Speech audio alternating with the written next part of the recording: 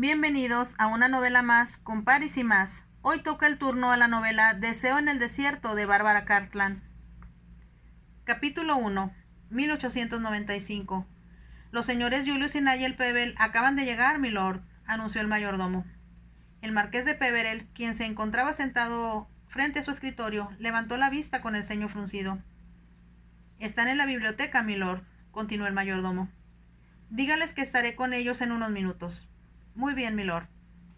El mayordomo cerró la puerta del estudio, que el marqués usaba como salita privada cuando estaba solo. Bajó la pluma con la que había estado escribiendo y miró, sin mirar, a través de la habitación. Pensaba en qué podría hacer respecto a sus dos primos. Sabía muy bien que habían ido a entrevistarlo por una sola razón, para pedirle dinero. Los hijos de su tío, muerto hacía 6 años, eran inveterados despilfarradores. Él se había visto precisado a pagar las deudas de Julius y Nigel en varias ocasiones. Decidió que eso era algo que no podía continuar. Como jefe de una familia muy numerosa, el marqués tenía que satisfacer las necesidades económicas de muchas personas, a costa de su bolsillo. Además, el sostenimiento del Parque Peverell en Kent importaba una cifra astronómica cada año. El marqués hacía todo lo posible porque las granjas, ubicadas dentro del área del marquesado, rindieran utilidades y porque sus tierras arrojaran buenas cosechas. Estaba también resuelto a convertir su finca en un ejemplo para el resto del país.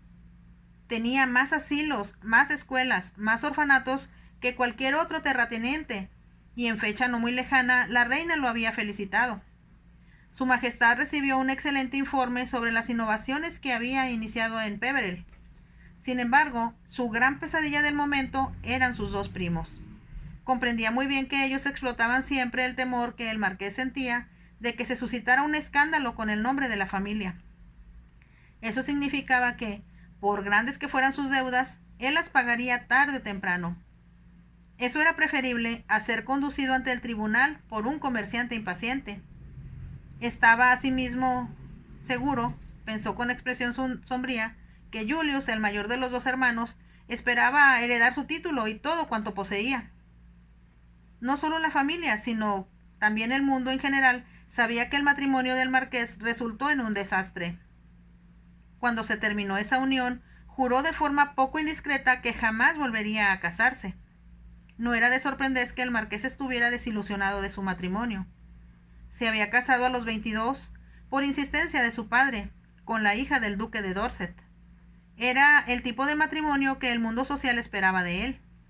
Su padre y el duque eran amigos íntimos. Corrían juntos sus caballos y disfrutaban de su mutua compañía, por lo que para ambos nada podía ser mejor que el que sus hijos se unieran en matrimonio.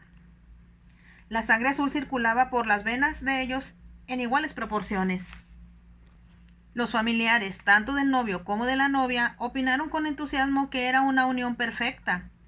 También imaginaron que los jóvenes novios no podían evitar el ser muy felices. Sin embargo, según descubrió el marqués la misma noche de bodas, estaban muy equivocados. Él había tratado muy poco a su prometida antes que fueran unidos en matrimonio por el arzobispo de Canterbury, en la iglesia de San Jorge en la plaza Hanover. El príncipe de Gales y la princesa Alejandra habían estado presentes, y su majestad la reina Victoria envió un valioso obsequio. El resto de los regalos llenaban un amplio salón de la casa Peverell, situada en la plaza Grosvenor. Louise era muy bonita, una belleza clásicamente inglesa, con cutis níveo y rosado, ojos azules y cabello rubio. Cuando avanzó por la nave central de la iglesia se veía tan juvenil y tan dulce que muchos de los caballeros de la congregación se dijeron que Durus Peverell era en realidad un tipo muy afortunado. Por otra parte, las damas asistentes solo tenían ojos para el novio. Sentían un leve temblor en el corazón porque era un hombre muy apuesto, alto, de hombros anchos, con facciones agradables muy bien definidas y ojos grises. Resultaba el hombre soñado por todas las mujeres casaderas. Un gran número de ellas hubiera querido estar en el lugar de la novia. Durante una agotadora recepción habían estrechado la mano de casi 1000 personas. Cortaron un enorme bizcocho y escucharon varios discursos abrumadores. Por fin, pudieron alejarse entre la lluvia de pétalos de rosa y confeti. Druspevel pensó, con un suspiro de alivio, que la tortura había terminado. Ahora podría reír de todos los incidentes de aquella boda espectacular con su flamante esposa. Luis, no obstante, guardó silencio durante el recorrido. Pensó, mientras llegaban al Parque Peverell, donde pasarían 2 noches antes de partir al extranjero, que Luis era tímida. No hubo tiempo de que charlaran antes de cenar. Después de bañarse y cambiarse de ropa, le sirvieron una excelente comida en el pequeño comedor que había sido decorado para la ocasión. Solo cuando el mayordomo y los lacayos que los habían servido se retiraron, estuvieron realmente solos. «Ha sido un día pesado», comentó Drus, «pero te portaste de una manera extraordinaria. Espero que puedas decir lo mismo de mí». «Deseo hablar contigo», contestó Luis, «y será mejor que lo hagas en el salón». «Como tú prefieras», contestó Druspevel. «El boudoir contiguo a tu dormitorio ha sido decorado de forma especial, y estoy seguro de que los jardineros se sentirán desilusionados si no nos sentáramos ahí, si lo hiciéramos en alguna otra parte». Ella se encogió de hombros y subió por la escalera seguida por él. El boudoir contiguo al dormitorio principal era muy atractivo. Además de las flores que engalanaron la iglesia, los jardineros habían logrado llenar también esa habitación de flores blancas. Aunque sabía que el lugar había sido decorado ex profeso, Drus sintió que la belleza de las flores era en verdad abrumadora. Se puso de pie en el centro de la habitación, mirando complacido a su alrededor. Luis, en cambio, se acercó a la chimenea. Estaba ardiendo el fuego porque la noche era fría. Druspevel pensó que tal vez se sentía un poco ofendida porque no la había besado desde que se convirtiera en su esposa. En realidad, no habían tenido oportunidad de hacerlo hasta esos momentos. Caminó hacia ella y encontró que estaba con la mirada fija en el fuego. «Quiero decirte, Luis, lo hermosa que estabas hoy. Estoy seguro de que seremos muy felices juntos en el futuro». La rodeó con sus brazos, pero ella se estremeció y, rechazándolo, se alejó de él. Posteriormente, nunca soportó el pensar lo que debía sentirse cuando le clavaban como a uno un puñal en el momento menos esperado.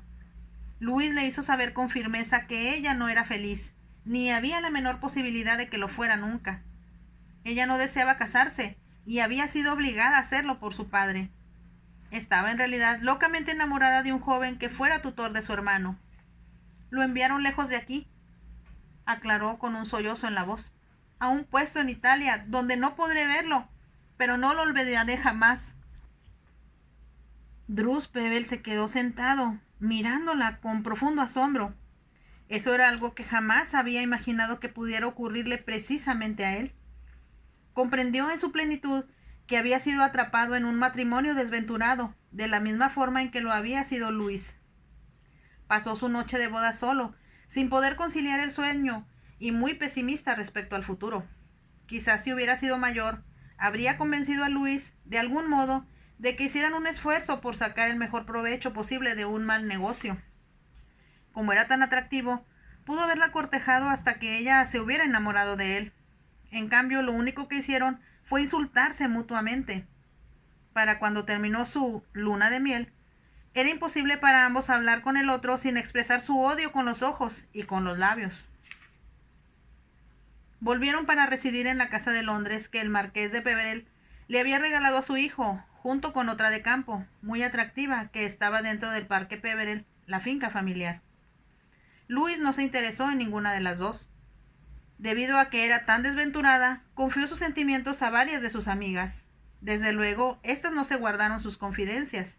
Druspevel pronto supo que había una verdadera campaña de rumores por todo Londres sobre las relaciones entre su esposa y él, y eso lo enfureció.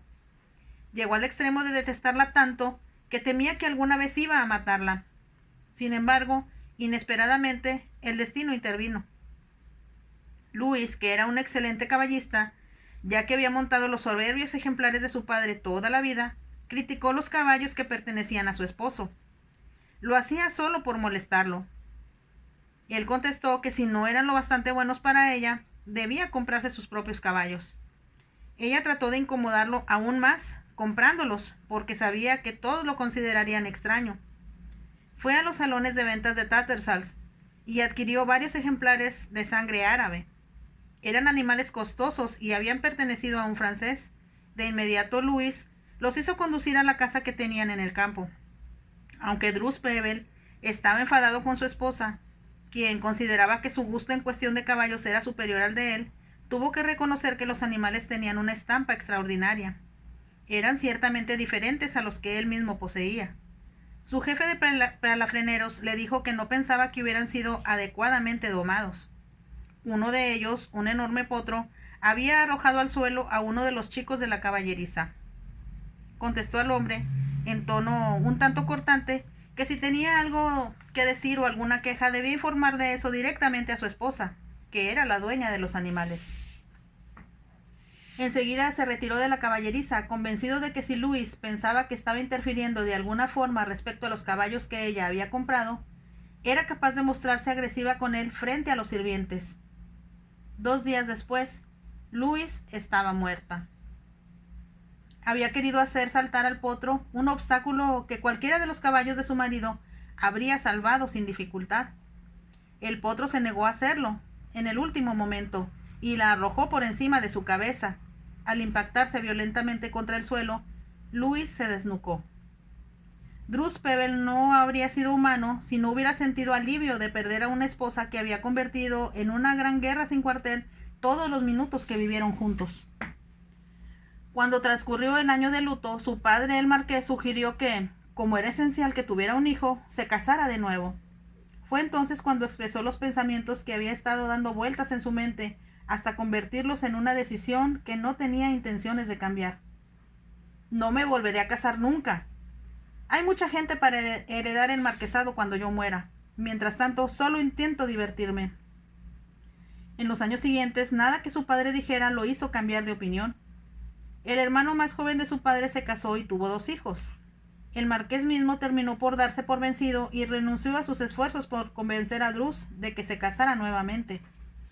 Sin embargo, cuando el viejo marqués murió y Drus heredó el título y se convirtió en el jefe de la familia, muchos de sus parientes consideraron que era su deber insistir ante él para que se casara.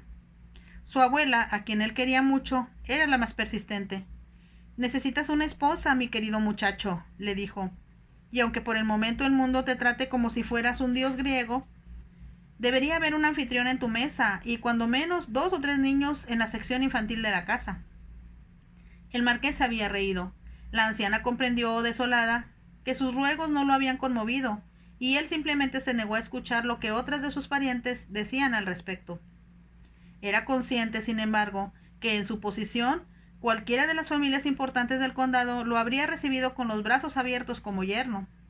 De hecho, las debutantes le eran presentadas y desfilaban ante él como caballos en las ventas de primavera.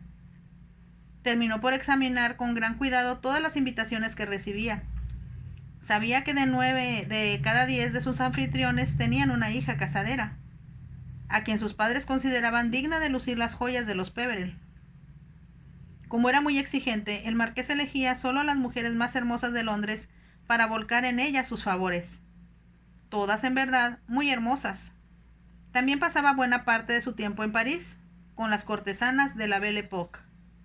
Su belleza, su extravagancia, su fascinación y su gran experiencia lo hacían pensar con cinismo que eran únicas. Y por supuesto, eran preferibles al hastío que provocaba una esposa convencional. Siendo tan diferente a otros hombres, ejercía una atracción magnífica sobre las mujeres. De una belleza a otra corría el rumor de que no solo era un hombre muy generoso, sino también un amante ardiente y excepcional. Las mujeres parecían sentir que la temperatura se elevaba cuando él entraba en una habitación. «Soy muy afortunado», se decía el marqués con frecuencia. Al mismo tiempo añadía, «porque soy libre». Pero no hay vida exenta de problemas, y sus primos, Julius y Nigel, pensó ahora, eran motivo de continua preocupación para él. Su tío Lionel había muerto cuando sus hijos estaban aún en la escuela. La madre de ambos sobrevivió un poco más a su marido. Vivieron a partir de entonces con un pariente, quien había precisado ante el marqués que éste era un tutor de sus primos y debía sentirse responsable de ellos.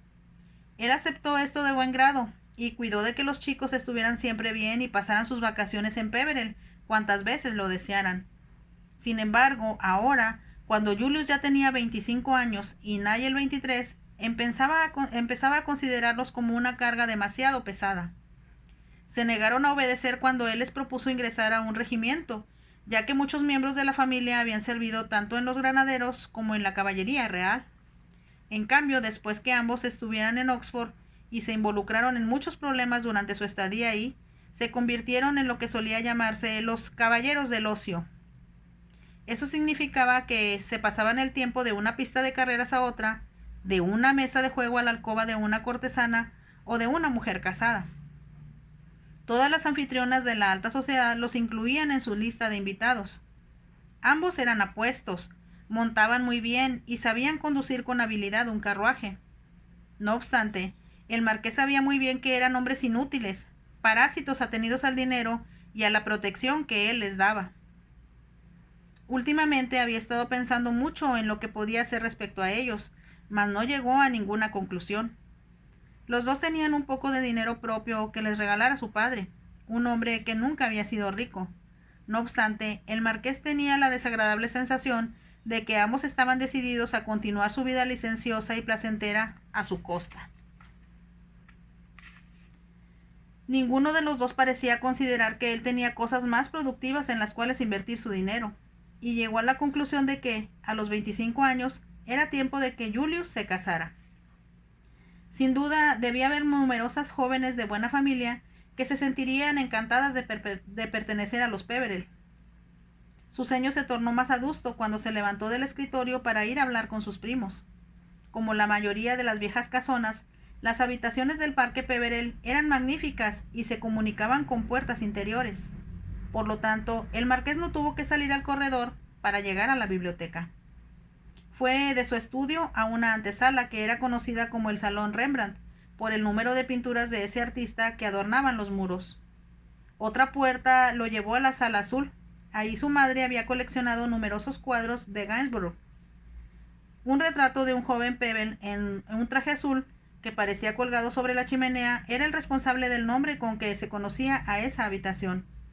Los cortinajes eran azules y la alfombra de obusón estaba entretejida con cintas del mismo tono. Mientras el marqués cruzaba la habitación, pudo aún percibir la fragancia del perfume que usaba su madre y que tenía la frescura de la primavera. En el momento en que iba a abrir la puerta que conducía a la biblioteca, escuchó la voz de Nigel y se detuvo. «Sin importar lo que hagas, obliga al viejo a soltar el dinero», exclamó. «Tendrá que hacerlo», contestó Julius.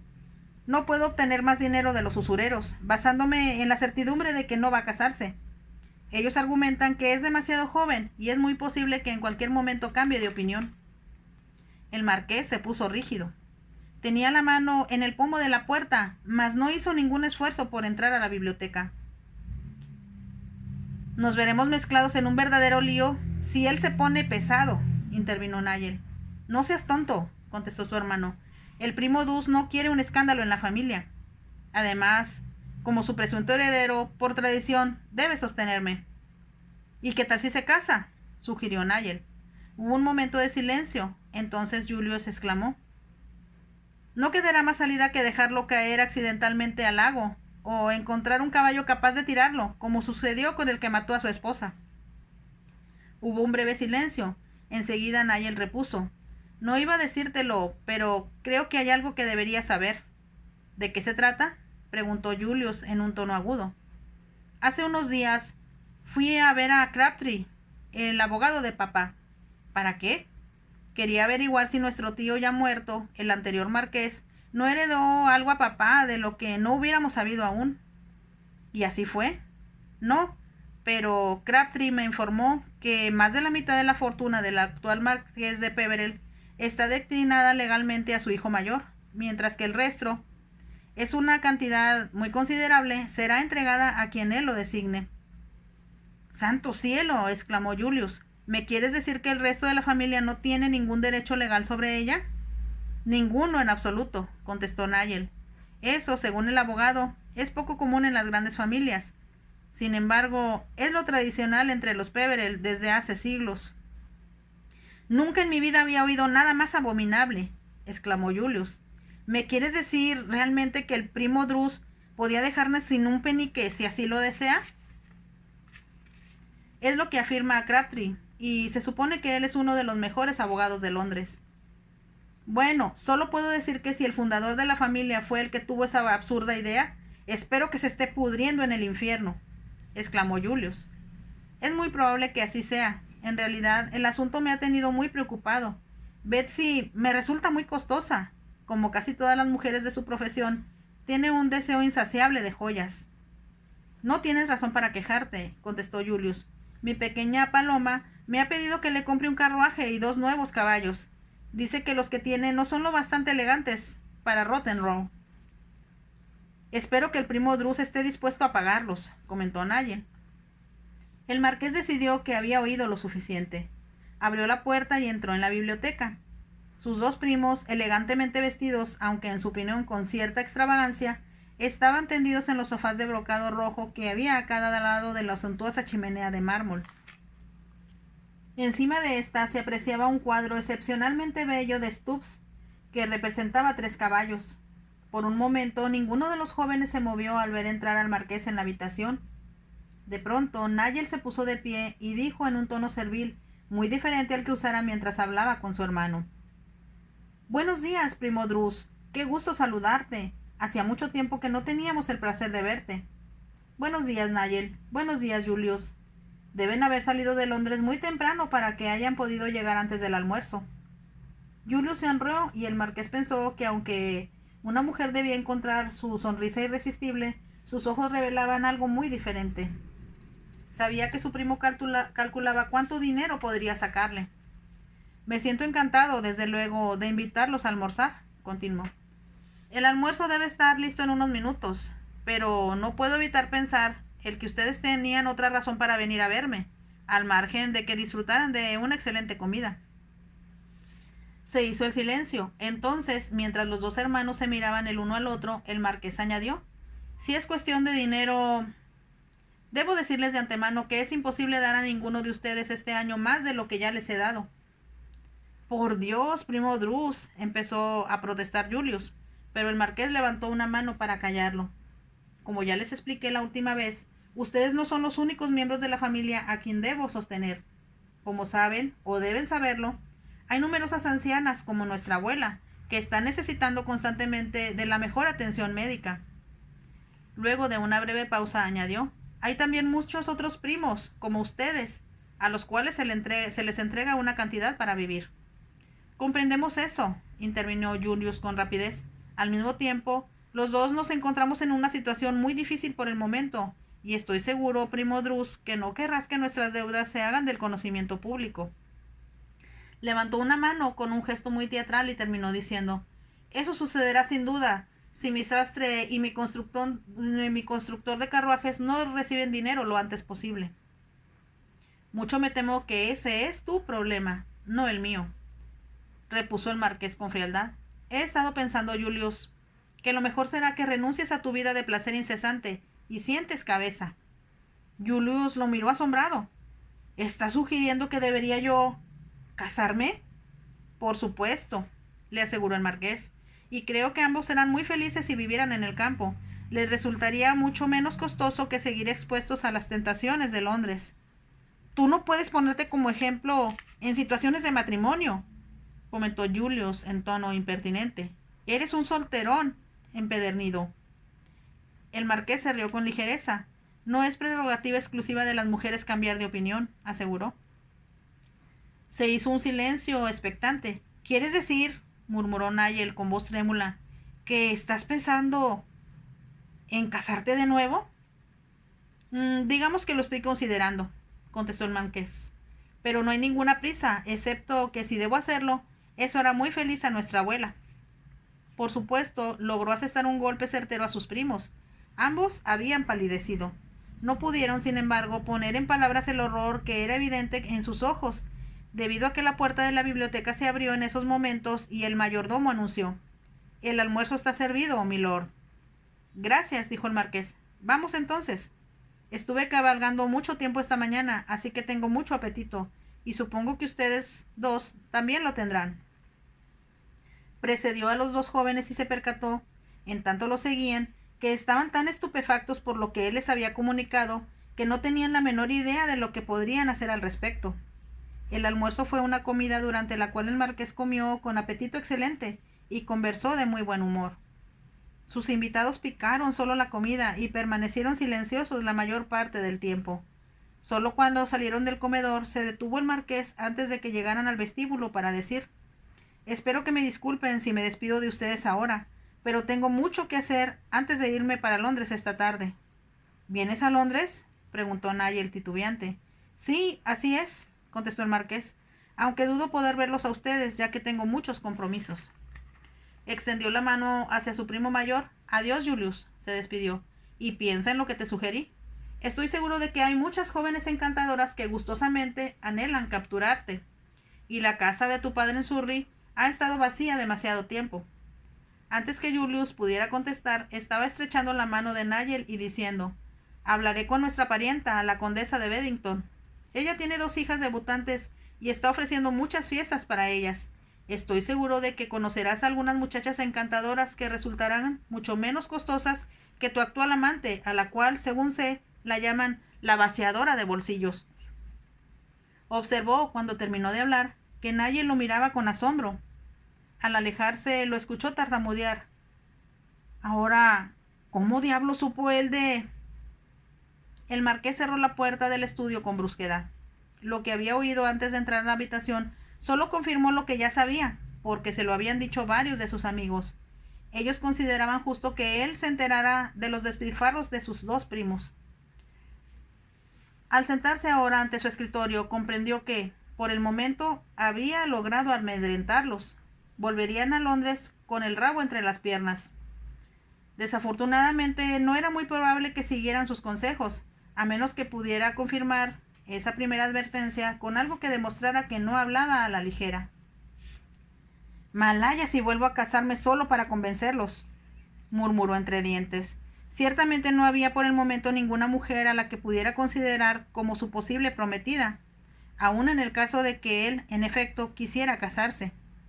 Estaba viviendo un apasionado idilio con Lady Leverton, quien era de una belleza muy notable en la sociedad londinense. Era atractiva, exótica y en extremo apasionada. Además, y eso era por demás conveniente, tenía un esposo 20 años mayor que ella, que prefería vivir en el campo. El marqués no se hacía ilusiones. Aunque era una mujer atractiva y la encontraba muy satisfactoria en la cama, su corazón no se había involucrado en lo absoluto. Si ella inesperadamente se volviera viuda, lo cual era bastante improbable, él desaparecería de inmediato para evitar que la hermosa se volviera un peligro para su libertad. Ni siquiera para evitar los despilfarros de Julius y Nigel haría una cosa tan insensata como arruinar mi vida, de la forma en que se hubiera arruinado si Luis continuara con vida, pensó.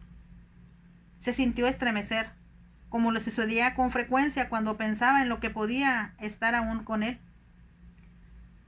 Habría tenido que seguir escuchando por años su voz, cuando le decía una y otra vez lo despreciable y desagradable que lo consideraba. Cualquier tortura es preferible al matrimonio, se dijo. Se levantó de su escritorio y se dirigió hacia la ventana. Contempló la belleza del jardín, los prados bien cuidados, los narcisos dorados que crecían bajo los árboles, los arbustos de lilas y las jeringuillas que empezaban a florecer. Vio los ciervos recostados bajo los grandes robles del parque, y pensó que nada podía ser más bello, ni más pacífico. Lo mejor de todo era que no tenía que compartirlo con nadie. Ese fin de semana había sido invitado a una reunión que duraría un par de días. Lady Leverton asistiría también y esperaba con entusiasmo la oportunidad de estar con ella. Al mismo tiempo, había la oportunidad siempre de disfrutar de cuanto él, en lo personal, le gustaba. Para divertirse con sus caballos, sus perros, sin una esposa que le exigiera que se estuviera ocupando de ella, o peor aún, que pasara la vida diciéndole que no le gustaba nada de él, como lo había hecho Luis. «Soy un hombre muy feliz», se dijo, a excepción hecha de esos 2 insoportables jovencitos. Habría sido más fácil para él decirles que se fueran al diablo y abandonarlos a su destino. Sin embargo, eran Bebel y el marqués. Tenía un profundo sentimiento del deber hacia su familia y un gran orgullo por el buen nombre de la misma. Su prestigio no debía ser manchado, y sin importar cuánto costara y cuánto lo molestara, tendría que salvarlos en el último instante. Por lo tanto, les había dado un buen susto. Por lo pronto les había dado un buen susto. Tendría que reafirmar de algún modo su posición, para que ambos lo tomaran en serio. Pero no casándome. Las palabras parecían impresas con letras de fuego sobre el verde oscuro de los árboles del parque. De pronto recordó lo que Nigel había dicho sobre su herencia cuando él muriera. Era asunto sobre el cual no había pensado nunca. Ahora comprendió que podía dejar parte de su fortuna, que ascendía a una cantidad muy considerable, a cualquier persona de su elección. La dificultad radicaba en cómo podría convencer a sus sobrinos de que tenía la intención de enriquecer a otra persona con un legado así. Debe haber alguien en quien ellos no puedan creer, se dijo.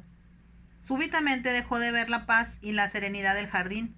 Sus pensamientos estaban en la larga lista de parientes por cuyas venas corría la sangre de los Pebble, como la suya. De pronto tuvo una idea, una muy buena idea. El señor Turner había trabajado para el padre del marqués durante 4 años antes de que éste falleciera. Cuando el actual marqués se hizo cargo del marquesado, pronto descubrió que era un empleado en extremo eficiente y que debía conservarlo en su nómina. Tranquilo, sin pretensiones, con 40 años de edad, el señor Turner poseía una mente astuta y una memoria fenomenal. Descansaban sobre sus hombros la administración del Parque Peverell y las otras casas del marqués. El señor Turner era también, pensó el marqués, tan importante para él como sus propios ojos, sus oídos y sus piernas. ¿Quería verme su señoría? Se escuchó la voz clara y tranquila del señor Turner desde la puerta. Necesito su ayuda, Turner, respondió el marqués, y creo que adivina de qué se trata. El señor Turner parpadeó.